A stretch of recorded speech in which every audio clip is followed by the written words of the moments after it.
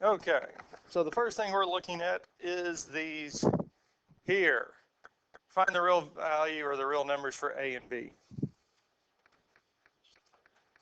Yeah, for the most part, we just type it in the calculator. The first one, you don't have to type a thing in.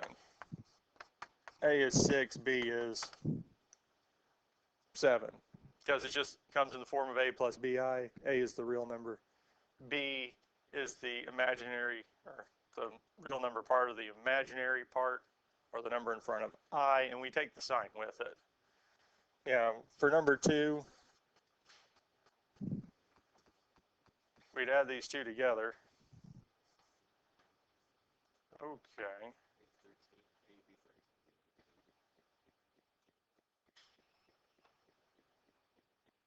Okay, yeah, because here,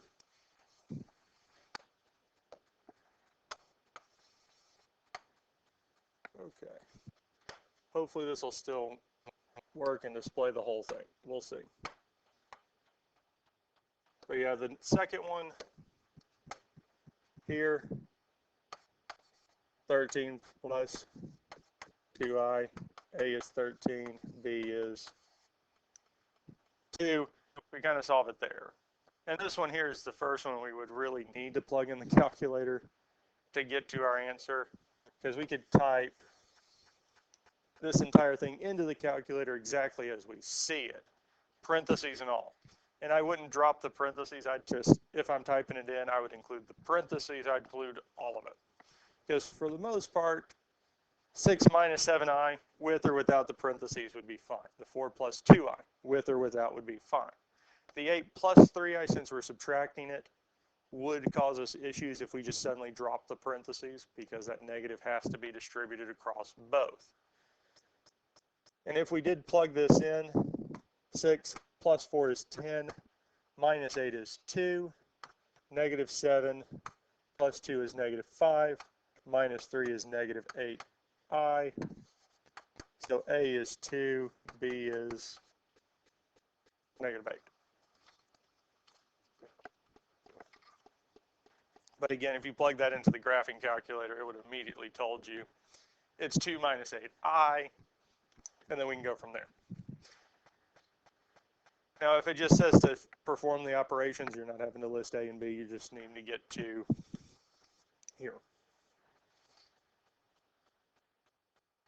Perform the operations. 9 minus 7i plus 6 minus 3i. Again, we could plug this into the calculator.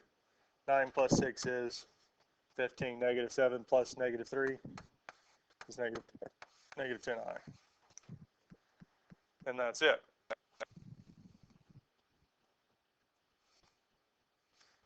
So our next one, 3 minus square root of negative 8 plus 5 minus square root of negative 64 times the square root of 2. I have a feeling if you plug this into the calculator, you got some decimals. And that's because of these radicals here are kind of messing things up. Now, we can simplify this. Square root of negative 8. Well, the negative is going to come out as I. Now, part of the reason I do that is because the 30xs can take the square root of 8. I mean, realistically, we're looking at perfect square factors of 8. The only perfect square factor of 8 is 4. Square root of 4 is 2. It comes out. 8, since 8 is 4 times 2, the other 2 stays inside the radical. So we end up getting the first term, realistically, is 3 minus 2i square roots of 2, plus 5 minus, is 64 a perfect square? 8. So the 30xs, if we do have it in a plus bi mode,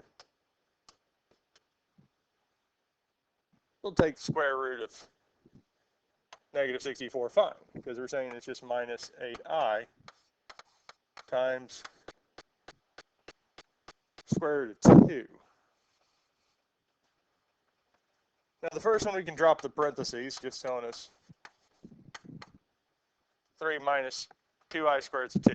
Plus, I don't have to worry about keeping the parentheses for the second part because we're adding. If we'd been subtracting that, we would have put the parentheses up because we would have to distribute that negative through.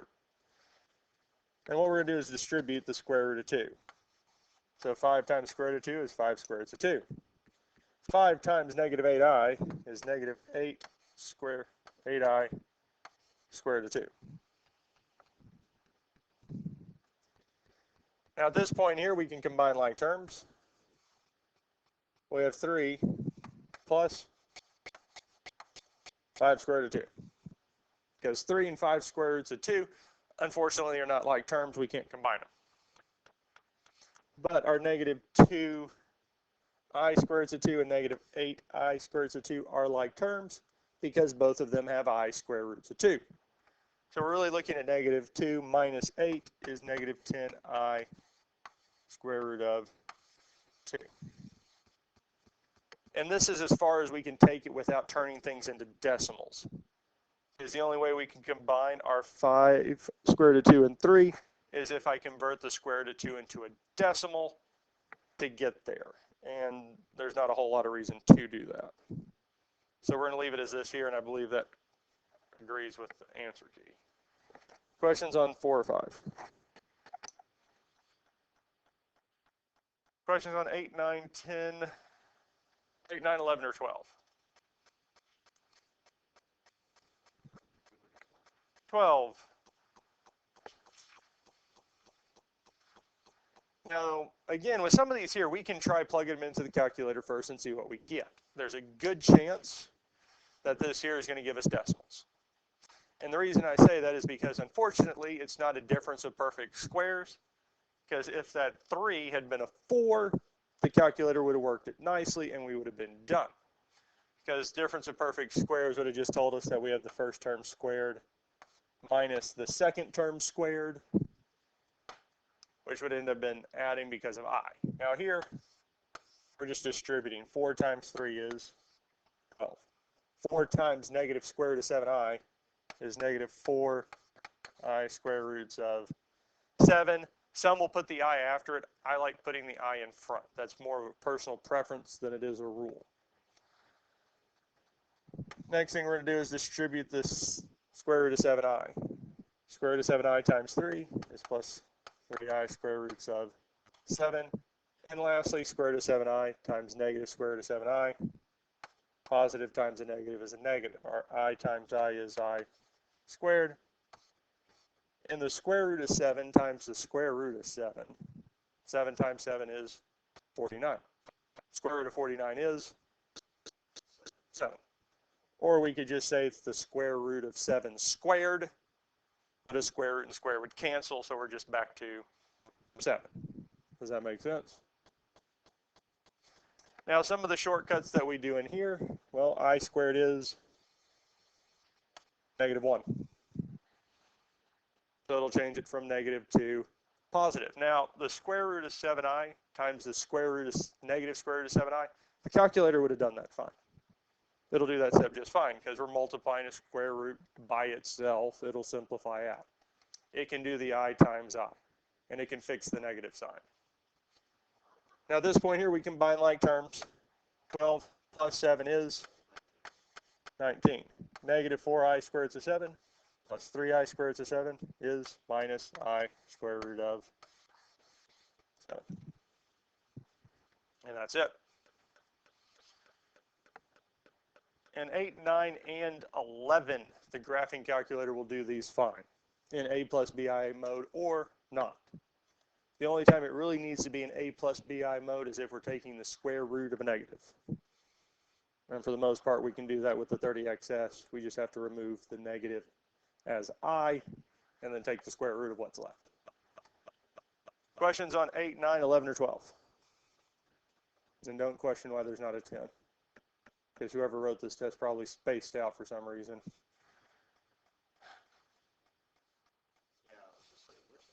Yeah. Yeah, some of the times when I'm writing these, I don't know what happens. It's happened many a times. I space out on the numbering and just keep going. Chloe can attest there are some review sheets and it'll do 13, 14, 15. And the next set is 14, 15, 16. I've had multiple numbers. I've had multiple 14 right next to each other. I don't know. Couldn't tell you. Yep. I think these here we feel pretty comfortable with. So let's just blow through these here. Complex conjugate of 8 minus 7i is 8 plus 7i. And if we found their product, it'd be 64 and 49, 113. Negative 6i's complex conjugate is positive 6i, and their product is 36. Complex conjugate is 17. It's 17. Because we're changing the complex conjugate, we change the sign in front of I. Because if a plus bi, well, a plus bi's conjugate is a minus bi. We're changing the sign in front of I. Well, there is no I. Well, I mean, I can make one. Plus 0i, which means this is, so it's still just 17. And then whatever 17 squared is, 289. And that's it. Questions on these here?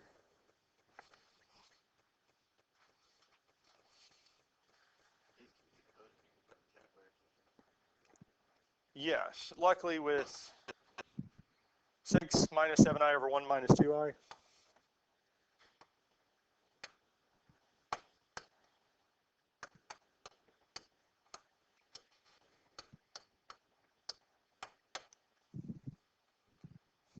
Yep.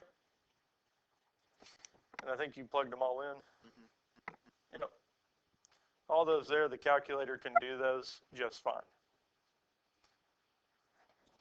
Normally we would have to use complex conjugates to multiply the denominator by to simplify out, but calculator will do them. 20 and 21. Determine the number of solutions for each of the following equations. Fundamental theorem of algebra. Because whatever the degree is the number of solutions. So if we look at the first one, it's a cubic degree 3, so the number of solutions is 3. How about 21? It'd be 6. Normally they're not written like 21 because we normally write them in standard form. Variable with biggest exponent goes first, and then we decrease in order. But that's it. So if we had a problem like 20 and we were solving, we need 3. 21, we would need 6. And if there are repeated solutions, we count them every time. Use the discriminant to find the number of real or imaginary solutions. This is our b squared minus 4ac. If it's greater than 0, 2 real.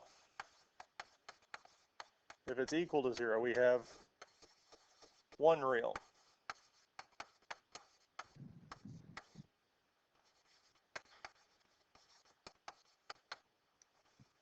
And I think the textbook, or at least the trig book, states the equal to 0 as 2 repeated real solutions, or 1 repeated real solution. It's repeated twice. Because we have one, I say 1 unique solution. It's there twice, but we have 1 unique solution.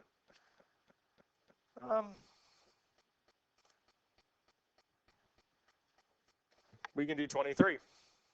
7 is our B, 9/4 is A, and 12 is C.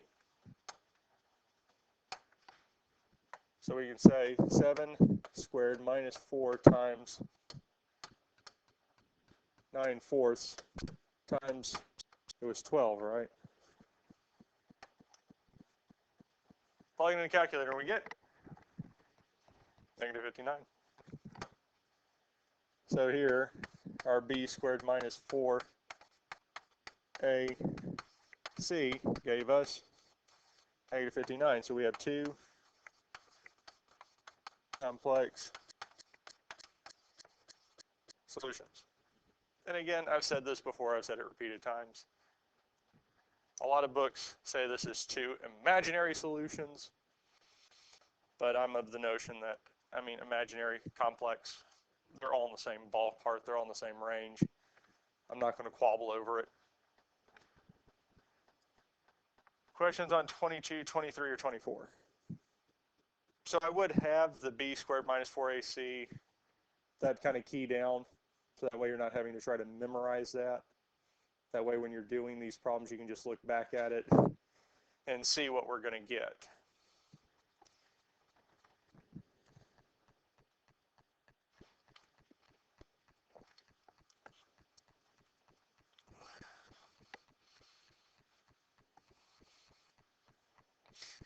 I do find it interesting that if you do this here, our discriminant, if you take it and find the square root of it, and that number is an integer, you're not going to get a negative number out of it, but we'll just say an integer, then then the polynomial is factorable. This will give us a whole number, which means we could have added or subtracted it with the rest of it and solved out.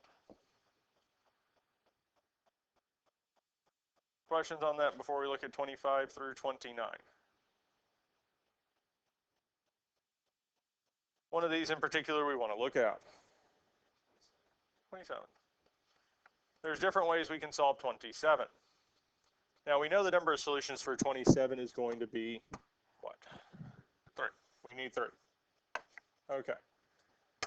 Now, I'm trying to keep the two classes separate, but I believe we went over factoring by grouping in here, yes? And we could do that. So what we can do is we can group these two sets of terms here. Now the first one I'm going to look at is the x cubed minus 4x squared. What's in common with both terms? They both have an x squared. They both have at least 2, yes? So if I take x squared away from x to the third, we're left with x minus, because we didn't factor out a negative or a negative sign, so it's going to stay the same. And if I factor away an x squared from 4x squared, we're just left with 4. So we have x minus 4. Well, wait a minute. That's already the same as the last part, yes?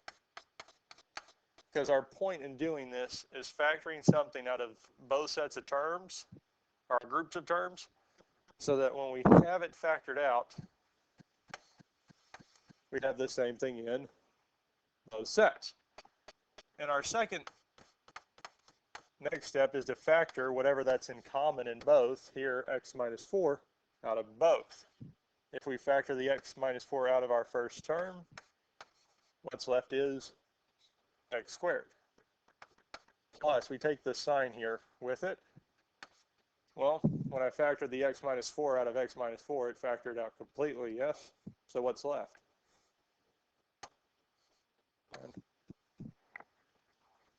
Because when something factors out completely, it's just reduced to 1. Because what we're doing is just dividing x minus 4 by x minus 4. Anything divided by itself is 1. With our factoring, we can never hit 0. There's no way to factor it and hit 0. We're just going to be left with 1. Now at this point here, again, we are solving. That's been the whole process. So we're trying to figure out what value of x will make this be 0. Well, now we have two things multiplied together to be 0. So we can say x minus 4 is 0, or x squared plus 1 is 0. For our first one here, we would add 4, telling us x is 4. For the other one, we would subtract 1 from both sides, telling us x squared is negative 1. Then we would square both sides, telling us x is equal to plus or minus the square root of negative 1. Well, square root of negative 1 is, by definition, what? I. can't take the square root of a negative number, so the negative would come out as I. And the square root of 1 is, so we could say it's 1I or just I. And those are our other two. Questions on this here? The other way we could have done this is graphed it. In the graphing calculator, graph, then saw what value of x will make the y value be 0. And the one we would have gotten was 4. Then we could do synthetic division, get down to the quadratic, x squared plus 1, and then do our solving the same way we just did. Questions on those here? Questions on 25 or 26? We good with both of these here? Because I think 25 is, well, it'd be plus or minus the square root of 1/3, which would be the square root of 3 over 3. Which I think is what it comes out to be. And I'd have to look at the factors of 65 to see if we could factor that and go from there. So we good with these here? Questions on 28 or 29?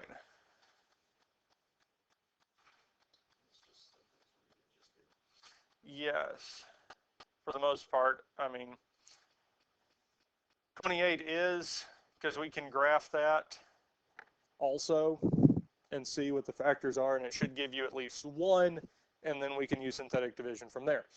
We can also look at 29, x to the 4th plus 29x squared plus 100, and do that here. X to the 4th plus 29x squared plus 100. Now, some would say that we could factor this, and yes, this is 100% factorable, because what factors of 100, in this case, add together to give us 29?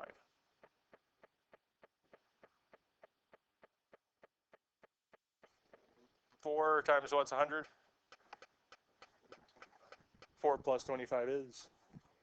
So it is factorable. It would end up being x squared plus 4 times x squared plus 25, which is actually going to be a problem. But we're going to graph it and see why here in a second. Awesome. It finished graphing. This graph's never going to touch the x-axis. It is completely in the complex plane, and even in the complex plane, it doesn't hit the real axis. So it's a good thing we were looking at this here. Now, immediately looking at this and seeing that it factors may not be completely obvious. One way that we can kind of somewhat tell that it might be is the fact that our two variables are x to the 4th and x squared. U substitution. Now, what would we set u equal to for this here?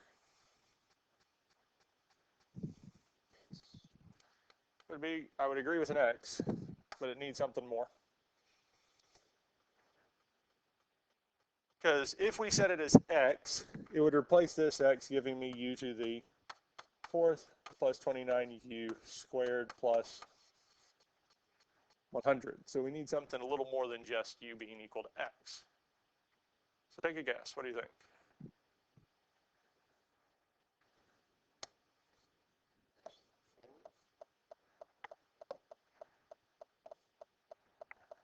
One more time. Don't tell me. Okay, good. Okay, I'm going to erase those there. So we can set u equal to x to the 4th, which for our x to the 4th would be u. Now, for our x squared, well, u is x to the 4th, yes? So to write that as a 4th, this would end up being u to the 1/2. So that does help us a little bit, but there might be something a little bit better than 4th. What's the middle term? X to the 2nd. Now, part of the reason we do that is because now our 29x squared is going to be 29u. X to the 4th. Well, I can rewrite x to the 4th as x squared, yes? Well, the inside x is now u, and u squared is u squared. We kind of see how that works. And I mean, we could do this with, it could be x to the 6 plus 29, x to the third plus 100 would also work. Because x to the 6 is the same as x to the third squared. So we could set u as x cubed and then substitute it out and factor from there. So there are different ways to do it, but it's sometimes just having the ability to kind of see what we're doing. And it's a good bit of it comes from either kind of understanding or just manipulating it enough to see where we need to go. And since here we're used to solving quadratics, I'm trying to get it set up to be a quadratic. I'm trying to change it so that x to the fourth is now x squared. That x squared is now just x, or u. First power, second. And here we've got it. At this point here, factoring. Since the third term is positive, our signs are the same and match the sign of the middle term, plus and plus. The only factors of u squared are u and u.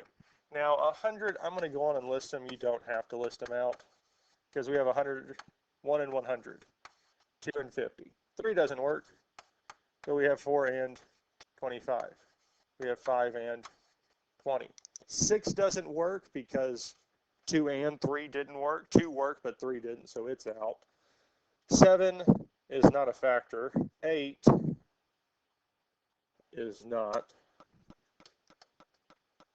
Right, 8. Nope. 8's not a factor. 9 isn't a factor. And then we have 10 and 10. Now, one of the ways that I know the factors list, or the set of all factors are set and listed, is because, well, when my left side and my right side meet, either meet or essentially get really close to each other, that I would overlap, that the left side becomes a bigger number than the right side, we're done. 10 and 10 met, so we're done. Now, picking a set of factors to try, well, I've already given it to you. It was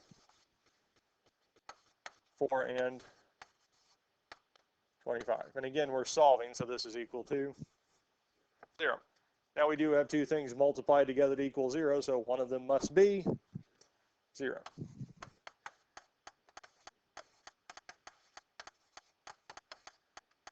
Now at this point here, we can go on and solve for the value of u. So one of them, u is -4.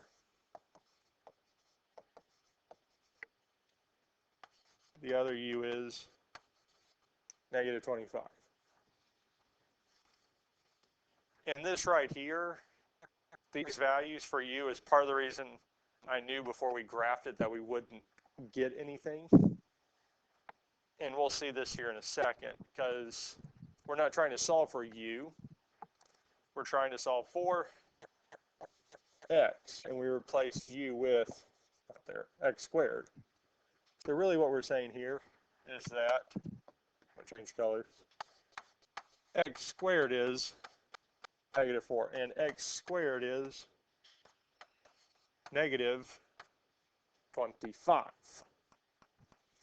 Well, when we talked about I, or especially covered in Algebra 1, not Algebra 1, Algebra 2, we know that we can't multiply a number by itself and get a negative. So when we finish solving this for x, by taking the square root of both sides here, x squared of x squared is x, we would have the plus and minus. Square root of -4, well, the negative would come out as I, and the square root of 4 is 2. So the square root of -4 is 2i, plus or minus 2i is what we get. Here we'll do the same thing and get x is equal to plus or minus 5i. So we do have 4 solutions. They're just all imaginary solutions, or complex solutions. So the graph's not going to show us those. Questions on this here?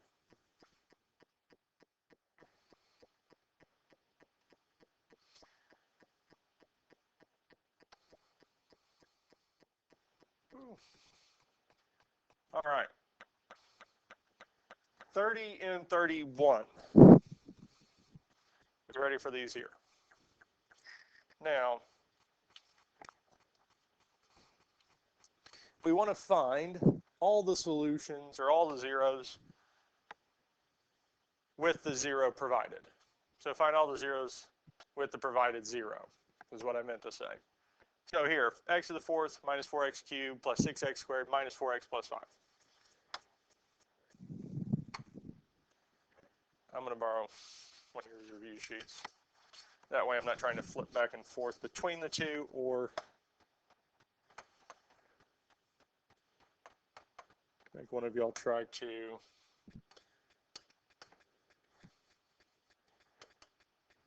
read it out.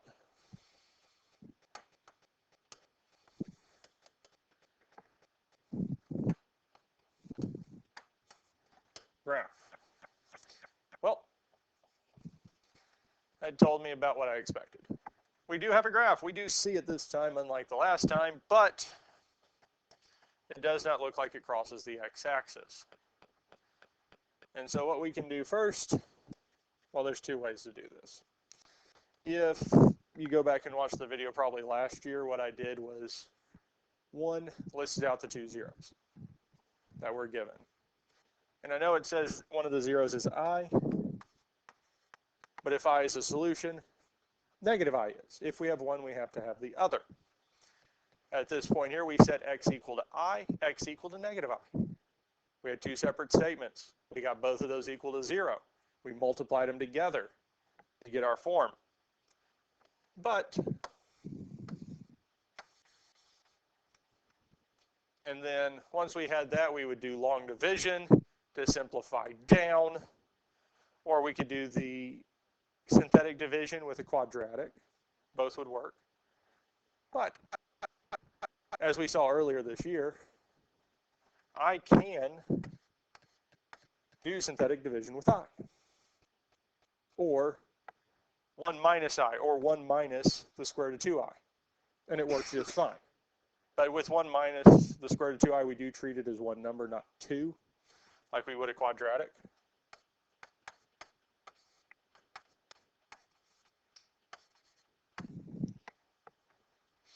We're ready to do this here.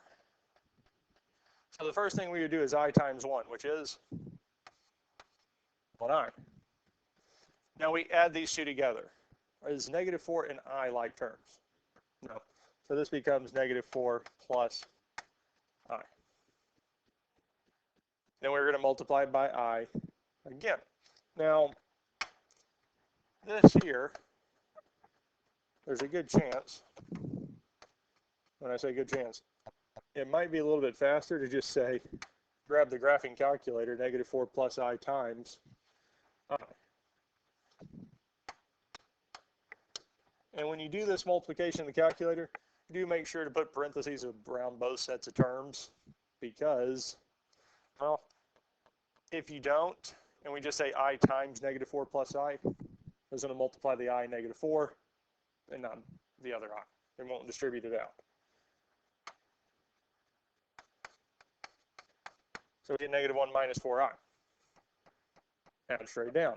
Well, that would be 6 plus our negative 1, which is 5 minus 4i.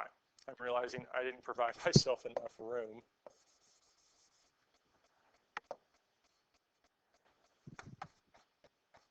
Space it out just a little bit. And now we're going to multiply our 5 minus 4i by I, yes? On the graphing calculator, what we can do is once we did the first multiplication, hit plus. It will take the previous answer and add 6. We said plus 6. I added 6 to it. Yes? Now what are we wanting to do? We're wanting to take the 5 minus 4i and multiply it by what? Since it's a single term, I'm not going to put parentheses around I. But if we had 1 plus I, we can put parentheses around it at this point. Hit enter. 4 plus 5i.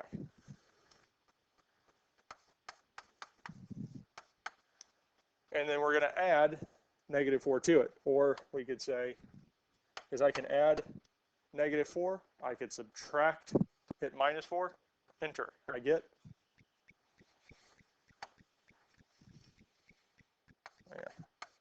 5i. And lastly, we need to multiply this by I, which gives us -5, not 5i,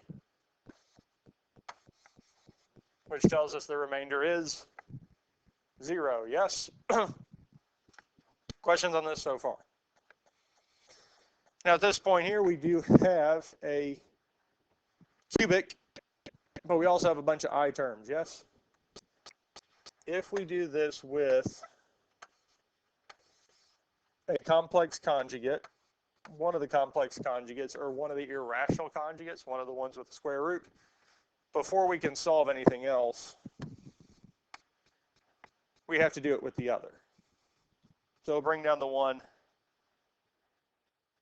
and I can do all this in the calculator for us so we can see it. 1 times -I is, lo and behold, -I. Now we're going to add that -I and -4 plus I, yes? Now for the most part, plus -4 plus I. So I hit plus to add it to the previous answer because that's what we got from the multiplication. Enter, and we get -4. Now at this point here, we're going to multiply this with our term in the box, -I, and get 4i. And again, at this point, I'm going to grab the calculator and hit plus. Well, okay. Because I hit 7, it kind of messed things up. Well, second. So it'll say answer plus our 5 minus 4i.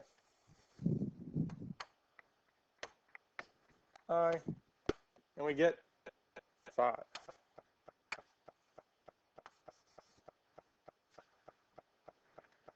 And since we've been doing this calculator, I'm going to continue. -5i. Might as well, plus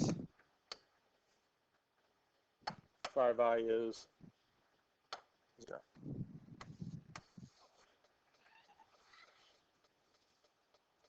Questions on how we did this here? So we can kind of see how the graphing or the calculator can do this. We could have done this also in the 30xs if I wasn't there. So in other synthetic divisions, you can do that pretty quickly, a lot faster than I did it on the board. Last thing we need to do, plug our variables back in. This is our 5 is our constant, -4 is our term with x, and 1 is our term with x squared. So the last thing we're trying to solve is x squared minus 4x plus 5. Quadratic formula. X is equal to, well, it's our -b plus or minus b squared minus 4ac all over 2a. Our b term in this case is -4. So our -4 would be just 4. Inside, we would have -4 squared minus 4 times our a, which is 1, and our b, which is 5. All over 2a, which would be 2 times 1, which is actually just 2.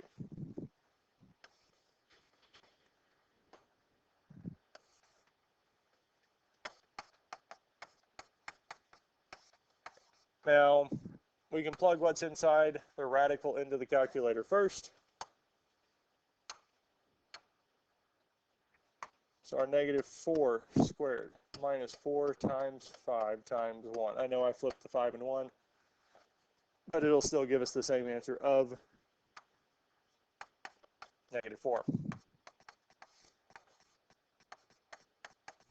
Now at this point here, we can simplify the square root of negative 4, which is 2i. Now, are both of the numerators divisible by the denominator? Yeah, 4 divided by 2 is 2, plus or minus. Our 2i divided by 2 is I. So our other solutions are 2 plus or minus I. And our other solutions is our plus or minus I. So here we had a total of 4 solutions that work for this here, like we said from the beginning. Questions on this here? Questions on 31?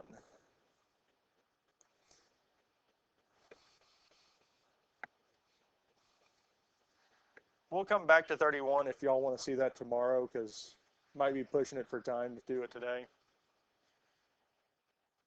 Write the complex number in trigonometric form. So this is our r cosine of theta plus I sine theta. R is equal to the square root of a squared plus b squared, and theta is equal to tangent inverse of b over a. The only thing I would say with the angle theta is we need to make sure it's in the correct spot. But that is the bell